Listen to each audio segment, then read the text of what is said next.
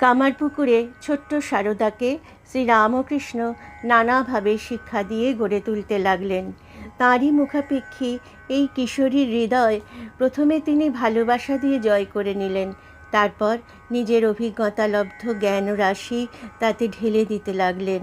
আর সারদা দেবীও সশ্রদ্ধ উন্মুখ চিত্তে তা গ্রহণ করতে লাগলেন। শ্রীরামকৃষ্ণ একদিকে যেমন নিজের ত্যাগোজ্জ্বল জীবনের আদর্শ তার সামনে তুলে ধরলেন, সঙ্গে সঙ্গে লৌকিক ব্যবহারের খুঁটিনাটিও তাকে শেখালেন। উচ্চ ধর্মজীবন লাভের জন্য কিভাবে চরিত্র গঠন করতে হয় তা যেমন শেখালেন, সঙ্গে সঙ্গে শেখালেন কিভাবে আত্মীয় স্বজনের সঙ্গে ব্যবহার করতে হয়, রাস্তায় বা গাড়িতে কিভাবে চলতে হয়, এমনকি প্রদীপের পোলতেটি কিভাবে রাখতে হয় তাও। স্বামীর দেহ বুদ্ধিহীন স্বার্থশূন্য এই ভালোবাসা শ্রীমাকে বিভোর করে রেখেছিল। পরবর্তীকালে তিনি স্বয়ং স্ত্রী ভক্তদের বলেছেন, হৃদয় মধ্যে আনন্দের পূর্ণ ঘট যেন স্থাপিত রয়েছে।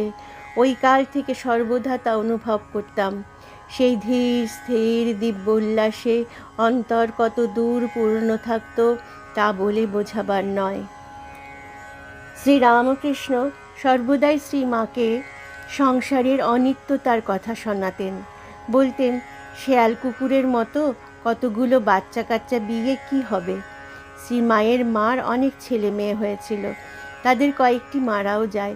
সকলের বড় দিদি বলে মা যেমন তাদের কোলে কাঁখে করেছেন, তেমনি তাদের মৃত্যু শোক তিনিও যথেষ্টই ভোগ করেছেন। তাই শ্রীরামকৃষ্ণ বলতেন, তোমারও অনেক ঘাঁটাঘাঁটি হয়েছে, দেখো তো কত দুঃখ কষ্ট, হাঙ্গামার কি দরকার, ওসব না হলে আছো ঠাকুরুনটি, থাকবেও ঠাকুরুনটি।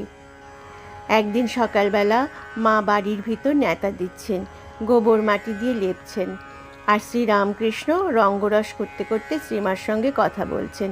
হঠাৎ শ্রীরামকৃষ্ণ বলতে শুরু করলেন, ছেলের অন্নপ্রাশনে যে কোমরে গোট পরে নাচবে গাইবে, সেই ছেলে মরে গেলে সেই কোমর ভুঁইয়ে আছড়ে কাঁদতে হবে। লজ্জাশীলা মা নীরবে সব শুনছিলেন, কিন্তু সকলের মা হওয়ার জন্য যার আবির্ভাব, বারবার ছেলের মৃত্যুর কথা তাঁর বেশিক্ষণ ভালো লাগতে পারে না। তিনি একবার ধীরে ধীরে বলে উঠলেন, সবগুলোই কি আর মরে যাবে?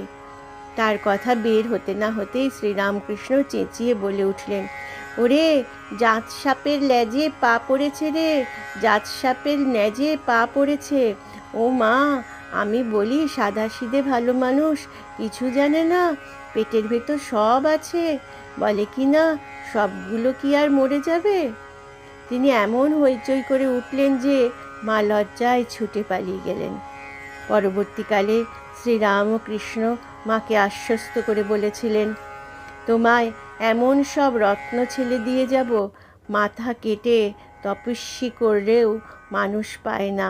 পরে দেখবে এত ছেলে তোমায় মা বলে ডাকবে, তোমার সামলানো ভার হয়ে উঠবে।